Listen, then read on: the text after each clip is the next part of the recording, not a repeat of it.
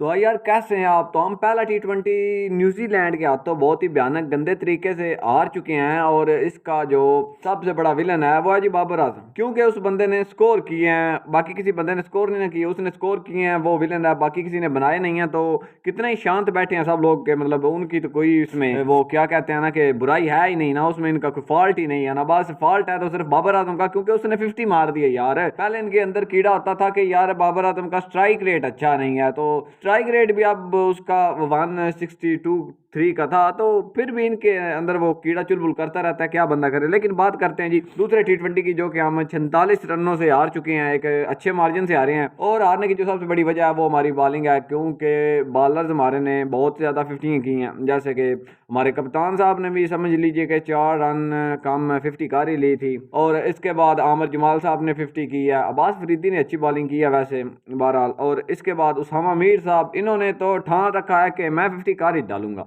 और इन्होंने भी 50 किया। अब 3 50 के साथ उनका जो स्कोर है वो 226 हो चुका था, और आपको पता है कि 226 चेज करना इतना कोई होता नहीं है, कि मतलब इजी नहीं होता। खाला जी का तो घर है नहीं ना कि आप 226 को आराम से चेज कर लेंगे, वो भी इंटरनेशनल क्रिकेट में। लेकिन इसके बाद बात करते हैं जी हमारी बैटिंग लाइनअप की। तो बाबर आजम की फॉर्म नहीं है, जो आप सीधी सी बात है ना, वो बाबर आजम की अगली फॉर्म भी नहीं रही कि बाबर आजम उस तरह से स्कोर बना रहे हैं, क्योंकि आप देख सकते हैं कि फट्टा पिच थी, लेकिन फट्टा पिच पर भी बाबर आजम उस तरीके से रन नहीं बनाते जिस तरीके से वो उनकी फॉर्म लगी हुई हो तो बनाते हैं। लेकिन बहरहाल इस जो बाबर आजम ने स्कोर किए ना, फिर भी एक अच्छी इनिंग खेली है, लेकिन फिर भी लोगों का उन पर तनकीद करना बनता है। एक वो जट है यार, शुएब जट भाई साहब, उसको पता नहीं किस पागल कुत्ते ने काट लिया कि उसने ना बाबर आजम के पीछे पड़ा हुआ है भाई साहब, पाँव को छोड़ ही नहीं रहा भाई साहब, चल क्या रहा है, उसके पीछे पड़ा हुआ है। साले को मार दो यार, कोई सिफारिश पूरी दे दो साले की। अफरीदी की वैसे शहीन अफरीदी की कप्तानी का आपने चेक की,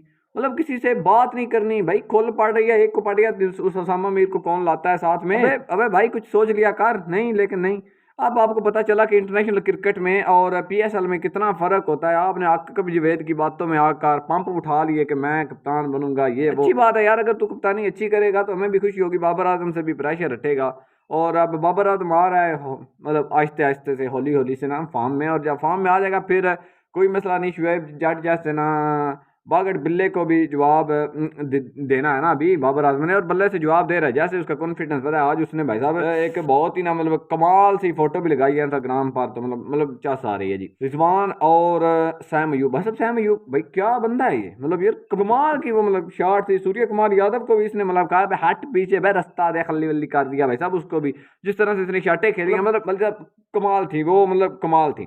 और रिजवान की बात करें तो रिजवान साहब जो है ना, वो तो मतलब हाजी बंदा है, और उसके बारे में बात ही नहीं करनी। और T20 में जो बंदा मैं समझता कि बात करेगा ना मोहम्मद रिजवान के बारे में, वो बंदा पागल सनकी है, मतलब उसको ना मतलब रहने दीजिए। जितनी उसने इनिंग खेली अच्छी खेली है, वो बॉल एज पाड़ के ऊपर चली गई, वरना मतलब बहुत लंबा वाला ना मतलब छक्का पेल दिया था। इसके बाद आते हैं जी भाई साहब, फखर जमान अच्छी तरह से खेला था। अगर सच बताऊं तो इस T20 मैच में हमारी किस्मत ने साथ नहीं दिया, क्योंकि सैम अयूब भी रन हुआ और रन आउट हुआ।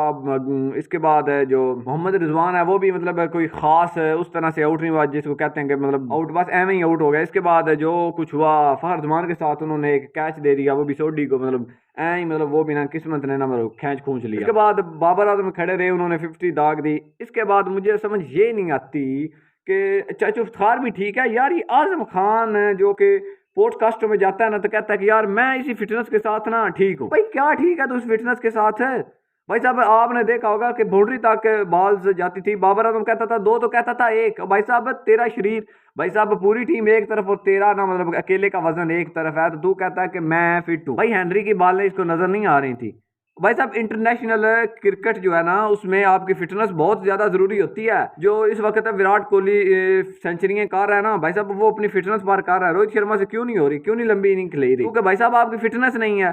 तो भाई साहब तेरी तो फिटनेस बिल्कुल नहीं है भाई साहब, तू बिरयानी का दुश्मन है मेरे भाई, पाए खाता है तू। अगर वो खाने हैं तो बेटा आराम करना है घर, फिर क्रिकेट नहीं खेलनी। ये CPL PSL नहीं है कि जिसमें आपने 2 3 लूड़े लंगड़ों को मार दिया तो कह दिया कि मैंने परफॉर्मेंस दी है। और तू खुद ही बता कि पाकिस्तान की जो इंटरनेशनल ये PSL है, इसमें कौन सा इंटरनेशनल खिलाड़ी आता है। बस अब सारे खत्म प्लेयर तो PSL में आते हैं, कोई बंदे का पुत्र थे होंगे। और इसके बाद जो CPL है उसका भी यही हिसाब है। मतलब सारे बेनूरे वाले आते हैं, उनको तुपेल बोल कर चलो जी मैंने आया कर दिया था, मैंने वो कर दिया, कुछ बाउंड्रीज नहीं की होती हैं। और अब तो तुम्हें पता ही लग गया होगा कि क्या होती है इंटरनेशनल क्रिकेट। भाई साहब आपको दिखाई नहीं दी बॉल कोई भी, और आपने मारी किधर, वो गई किधर। वो भाई 150 पर ना एक करवाते हैं, और दूसरी बॉल 114 पर, तो आपको समझ वैसे भी नहीं आनी। तो बेटा ध्यान दो थोड़ा सा। और इसके बाद बाबर आजम ने 50 दागी, बहुत कमाल कमाल खेले भाई साहब, कमाल कमाल। और इसके बाद हमारी क्या बैटिंग है, फिर शहीन वगैरह मतलब आए, बाकी मतलब खल्ली वल्ली होगा जी मैच। लेकिन पहला मैच फिर भी हम हार चुके हैं बहुत ही घटिया गलीज घटिया तरीके से।